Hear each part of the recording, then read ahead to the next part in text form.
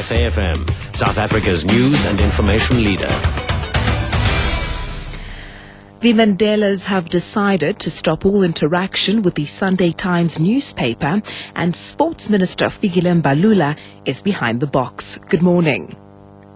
Former President Nelson Mandela's grandson, Mandla Mandela, says his family has decided to stop all interaction with the Sunday Times newspaper and every publication in its stable.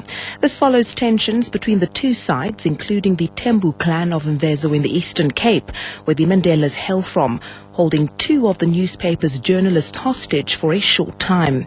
Mandla Mandela cites newspaper allegations that the SABC has paid him millions of rands for the rights to his grandfather's funeral as one of the reasons for their decision.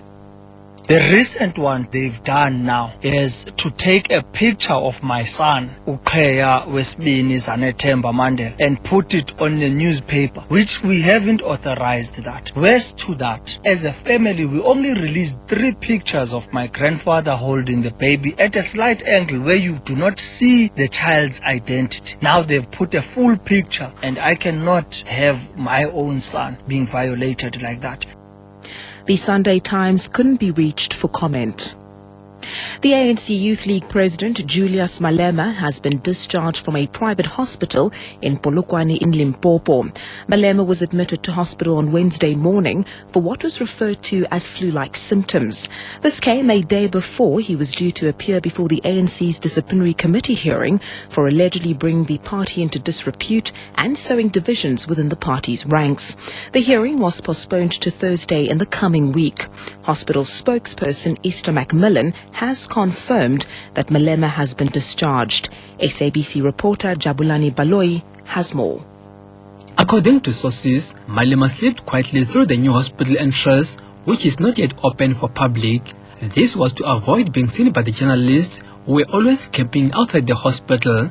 During his hospitalization, Malema was placed in a special ward and there was heavy security. The hospital spokesperson Esther Macmillan says that Malema was discharged after recovering from his illness. Macmillan would not be drawn to comment on the type of Malema's illness. For SABC News, I'm Jabulani Baloi in Polokwane.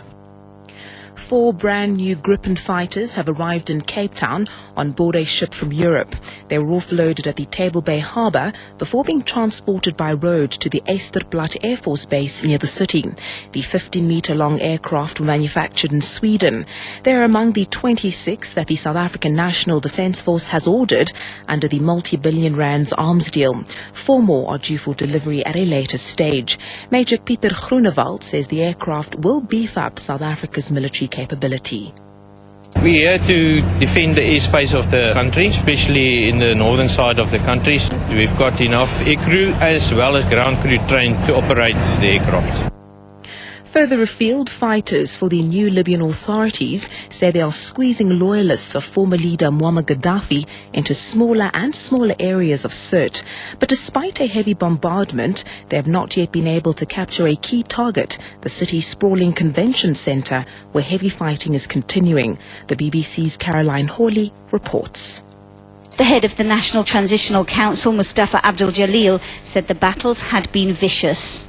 In one part of the city, NTC fighters found a huge cache of brand new Libyan banknotes, the equivalent of around $2 million. But the human cost of the battle for Sirte is mounting all the time, with hundreds dead and injured and many civilians still trapped by the fighting.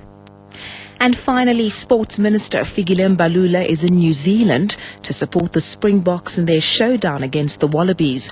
The Rugby World Cup quarter-final between South Africa and Australia is just beginning in Wellington in New Zealand.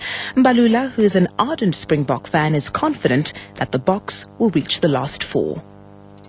This game is very crucial for us as a country.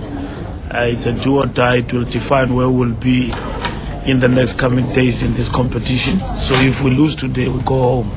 So I felt that it was important that we come with all the supporters and everyone else to support our national team and to say to them that they must not forget we are all behind them and they must do their best.